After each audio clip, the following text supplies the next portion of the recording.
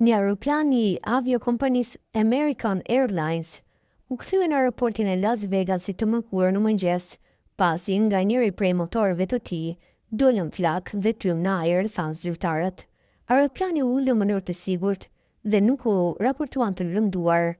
Aeroplani American Airlines u nis nga aeroporti ndërkombëtar i Harry Reid në Las Vegas për në Charlotte, Karolinën e Veriut, rreth orës 8:11 të mëngjesit, sipas Flyradar 24, një faqe interneti për ndjekjen e fluturimeve.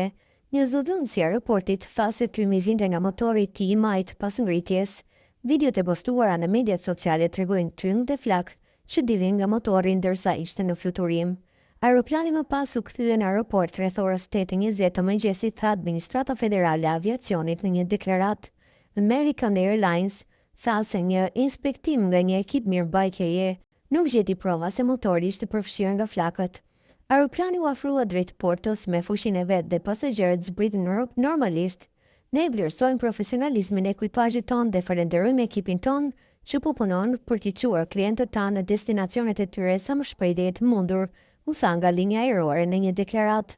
American Airlines tha se 153 pasagerë dhe 6 anëtar të ekipazhit ndodheshin në bord në kohën e incidentit.